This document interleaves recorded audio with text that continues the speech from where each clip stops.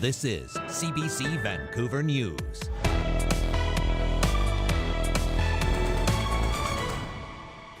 It just really sucks. HandyDART customers feel left in the lurch as striking workers and management are set to talk later this week. Plus, could be things like better bear behavior training, better relocation techniques, and how we capture bears. How can BC better protect grizzly bears? The push to cut wildlife conflicts. And they're catching our sockeye, our chum, our springs, all our fish. We're just getting the leftovers by the time they get here. conservation groups claim fishers in Alaska take more salmon heading for BC rivers than local fleets. Hello, I'm Michelle Ghoussoub. Thanks for joining us. People who rely on HandyDART to get around in Metro Vancouver will have to wait a little longer before job action is resolved. Talks between the employer and striking workers are set for Thursday of this week. But as Mira Baines reports, the people who depend on the service to get around say they're feeling left behind. Come on, sweetheart. Job action includes cutting HandyDART service down to essential rides only, making it tough for people like 66-year-old Beth McKellar. 25 years ago, I had a C5, C6 disc herniation with cord compression. It left me paralyzed from the neck down until I had emergency surgery. McKellar regained some movement and uses a walker, but needs help getting from door to door.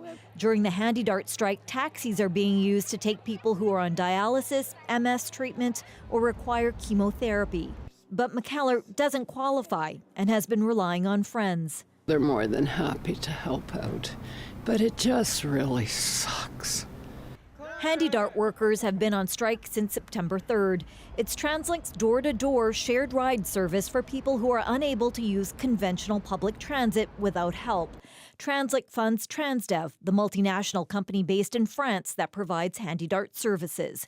The battle between the amalgamated transit union Local 1724 and Transdev revolves around pay. Last night we exchanged proposals with the mediator. And we're waiting a response from the company on Thursday. We're ready to bargain around the clock, but I guess Transdev feels no urgency at the moment. The union argues low wages makes it hard to attract and retain employees. It says its members don't make as much as others working similar roles elsewhere in Canada. In a statement, Transdev says, as previously scheduled, the parties will continue mediated talks on September 12th, where Transdev will provide a reply to the union's latest proposal. And we also believe that a fair contract must balance the needs of our employees, HandyDART clients, and taxpayers. Transdev says its final offer before the strike began included a 19.2 pay increase by January 2026. Transdev says its final offer before the strike began included a 19.2 pay increase by January 2026. The union plans to hold a rally in front of TransLink's office in New Westminster on Tuesday morning. Mira Baines, CBC News, Vancouver. A tactical evacuation is underway in the Baines Lake area of southeast of Cranbrook because of a nearby wildfire. The affected area is near Saunders and Palmer Roads. East Kootenay officials have issued an evacuation order for 14 properties west of Baines Lake. 38 other properties are under evacuation alert. Officials say emergency responders are on the scene carrying out the evacuation. The BC Wildfire Service says at the last check, the blaze is estimated at 4 hectares and is burning as a moderately vigorous surface fire. It has 1 response officer, a unit crew, and air support on site alongside the local fire department personnel. The BC Wildfire Service says it suspects the fire is human-caused, but it remains under investigation. Baines Lake Community Hall is open for people who have had to leave their homes. Officials say the hall will remain open for as long as it's deemed safe. And Northern Rockies RCMP are investigating 2 fires in Fort Nelson they believe are suspicious. The first broke out at a house just after midnight on Sunday morning on Cottonwood Road, damaging several neighboring houses with the blaze. The second broke out later that same morning at a camper on 48th Avenue. Police say both the house and the camper were empty and no one seems to have been hurt. There is no word yet if those fires are connected. And Vancouver fire crews are looking into a blaze on East Pender Street in Vancouver's Chinatown. It began in a single-room occupancy building. Fire officials say crews were called to the building just after 8 a.m. this morning for reports of a fire alarm set off and smoke inside. They put out the fire in a second-floor unit. Thankfully, it did not spread. Crews say no injuries have been reported and no one was displaced, and the cause of that fire is still unknown. Now, ahead of this fall's provincial election, the BC Green Party says it will introduce a new primary healthcare model if it wins. They're calling it the Dogwood Model, a plan that will create a network of community health centres right across BC that would provide every person with what it calls primary care home. These centres will provide access to doctors, nurse practitioners, nurses, physician assistants, mental health professionals, and specialists all in one place, without complicated referrals or long waits. The model is inspired by former federal health minister Jane Philpott's periwinkle model, and once fully built, First to Know says people will have the ability to transfer to a new location if they move. Now, some faculty members at UBC are taking issue with the school expanding its campus population. They say the university and the endowment lands are building too many market homes on campus, that those properties are being bought up by investors and speculators at an alarming rate. The real estate market has shifted towards the investor, and the UBC lands being probably among the nicest parcels in the universe have attracted that kind of attention when they're put out to the market. So the issue now becomes, did that really achieve our objective of a complete community? The answer is no. Last month, Premier David Eby said the province and UBC will work together to build housing for more than 1,500 students on campus by the fall of 2029. And the province is teaming up with a bear welfare group to try to cut down the number of bears being killed in BC. They're hoping to decrease the number of conflicts involving wildlife. And as Michelle Morton reports, conservation groups are cautiously optimistic. To help keep grizzly and black bears stay wild, the Grizzly Bear Foundation says it will be working with the province to develop a new approach in how conservation officers handle bear encounters. It could be things like better bear behavior training, better relocation techniques, and how we capture bears. The charity also says a third-party independent review committee is being set up. This independent group will look at these encounters, the instances of lethal removal and conflicts, and give the government independent advice on how to update policies, procedures, improve training, and how we can improve the welfare of grizzly and black bears in the future. This announcement comes after more than 600 black bears were killed last year by conservation officers, which is a decade record high.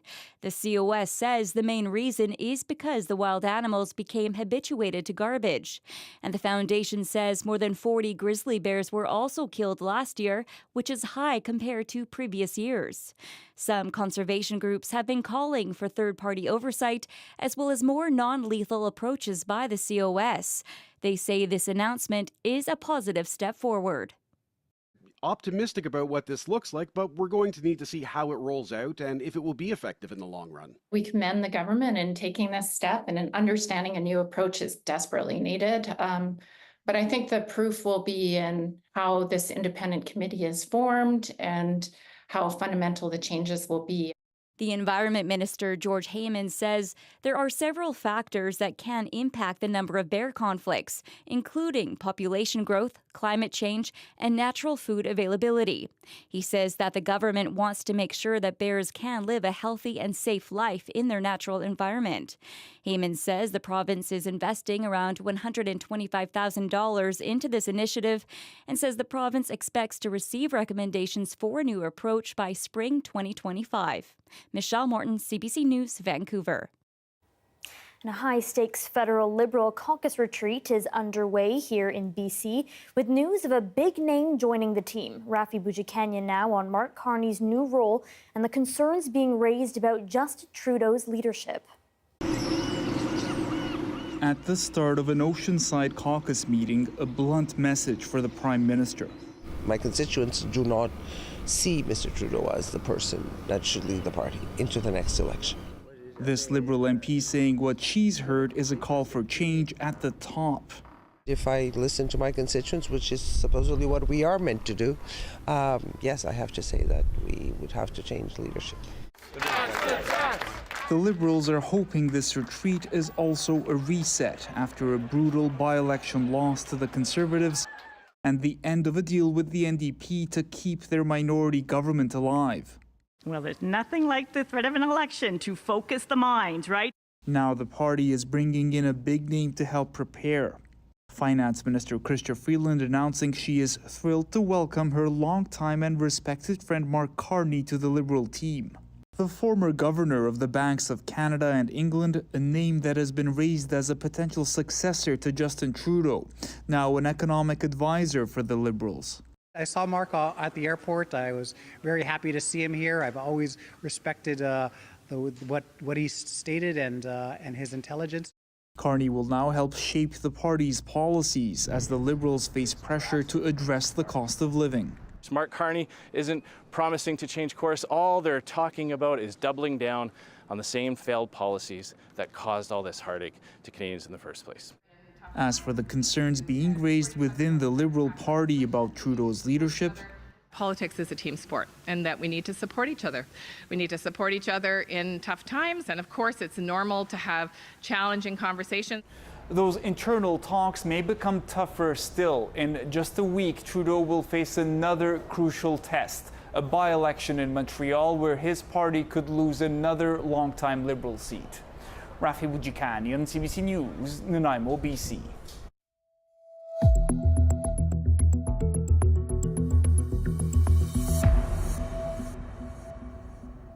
The River Forecast Centre says some parts of BC are facing drought conditions, despite some prolonged periods of rain throughout the month of August.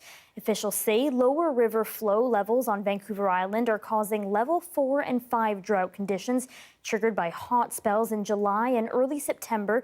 Vanderhoof, Smithers, and Fort St. James up north, and Fort Nelson, Dawson Creek, and Fort St. John in the Peace region are also facing significant drought conditions. The centre says we now need a few wet spells to bring conditions back to normal.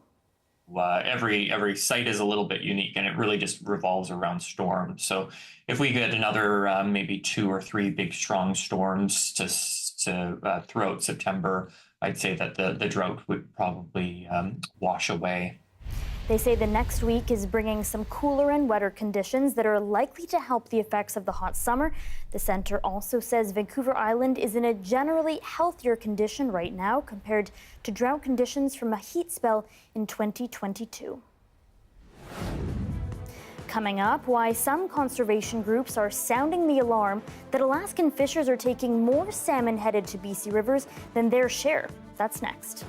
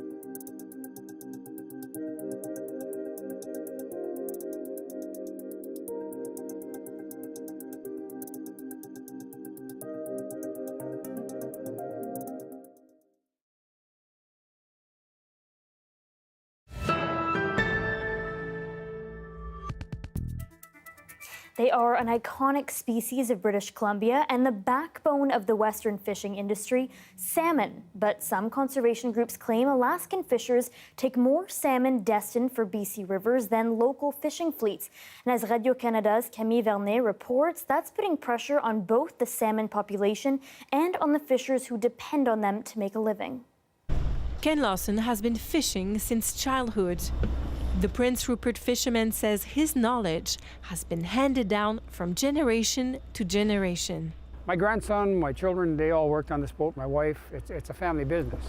But now times are tough, and Alaska's fishing practices have him worried. It's pretty alarming. It's very hurtful. Fish born in British Columbia are intercepted in U.S. waters before they return to Canadian rivers to reproduce. They're catching our sockeye, our chum, our springs, all our fish. We're just getting the leftovers by the time they get here.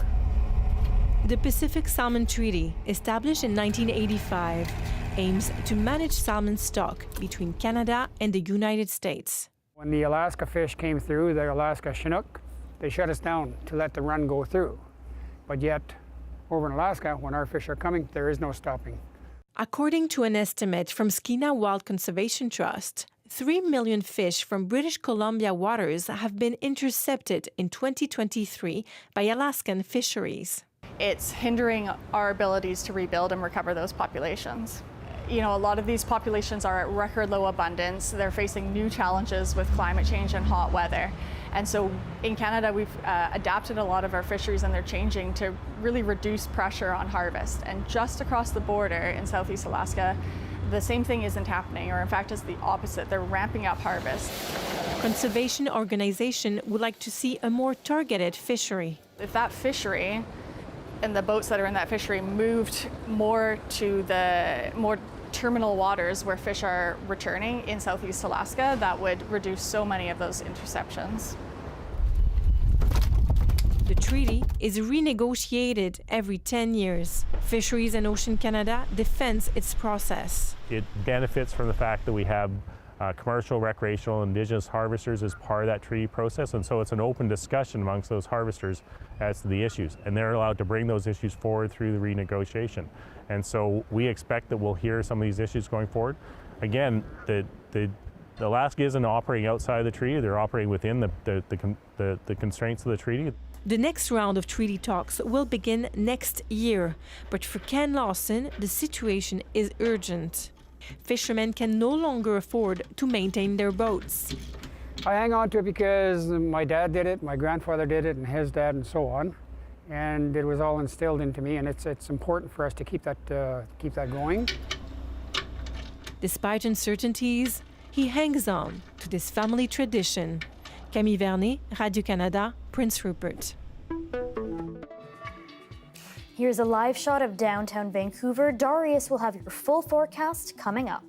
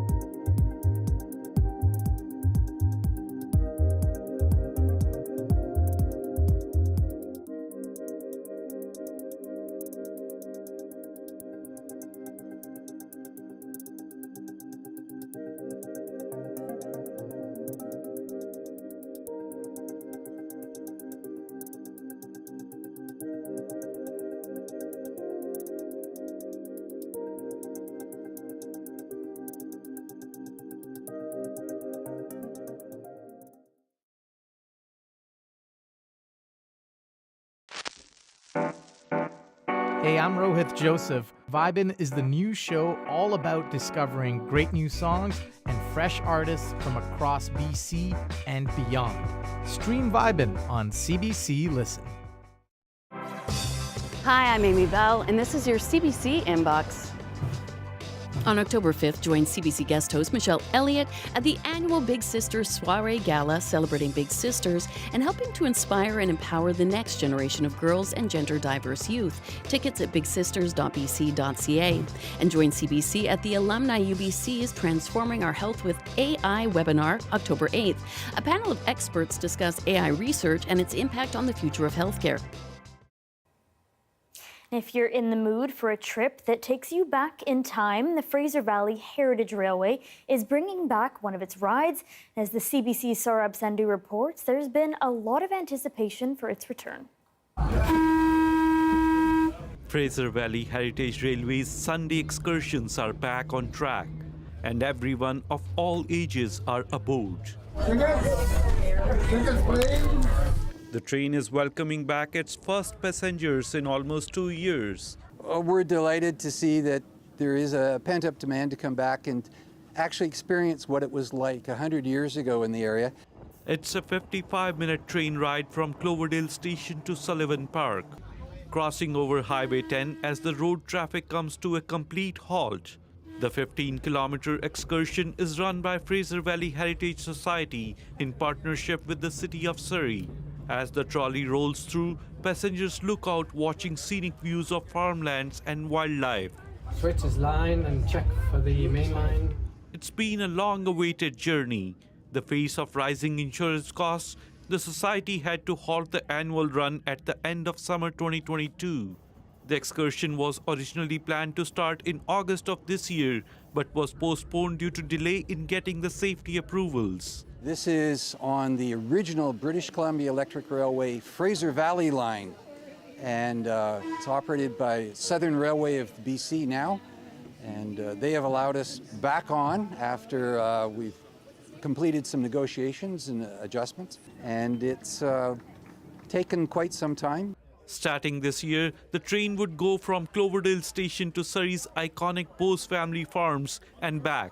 Some of that family are welcoming back the return to the tracks. This train means a lot to my family. It's how we originally got all of our produce to market. All the milk, all the vegetables were hauled on this railway through the New West. The society says they have extended the excursions till the end of September to make up for the lost season. The excursion will also make a short return for Christmas before rolling back for a full season next summer. Saurabh Sandhu, CBC News, Surrey. The weather update is brought to you by Direct Buy Furnace. To cool and clean the air in your home, call Direct Buy Furnace. Installing Trane, the most reliable heating and cooling brand.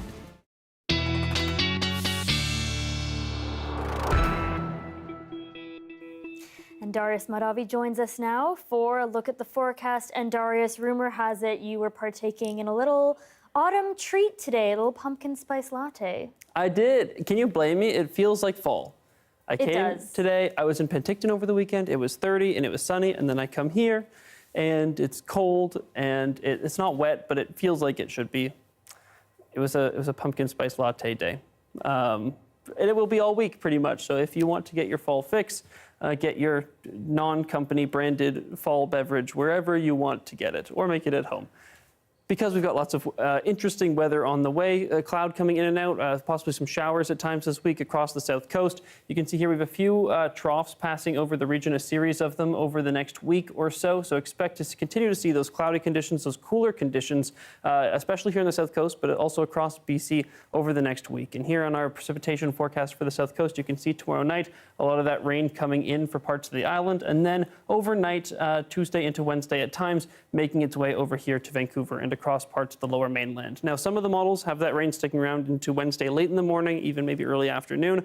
Other models like this one have it clearing out pretty quickly, and then a clearer afternoon, evening time on Wednesday. So both of those are possibilities. For now, I'd expect to say that the rain should be over by around noon, but it may be over even sooner than that. Across the province, though, again, plenty of precipitation breaking in at times. Things are a little bit more unstable in the interior than they were last week, so expect some more thunderstorms are possible, particularly in the southeast, but also in a few other places like the most southern parts of the interior. But generally, still relatively calm. In terms of temperatures, staying suppressed over the next week. Don't expect to see anything too high. We're pretty much bang on seasonal in many places across the board. As I mentioned, thunderstorms in the southeast tomorrow. Other than that, mostly just some cloud coming in and out and a few showers in a few places. And here in Vancouver, the humidity is mostly gone. Still a bit sticky, still a little bit of that moisture in the air, but generally it's falling now as rain. So be ready for a little bit more of a fall-like week, Michelle. Shifting into fall. Oh, yeah. Thanks, Darius. Thank you. And that is your late news for Monday. For news anytime, you can always visit our website. That's cbc.ca/BC. Have a great night.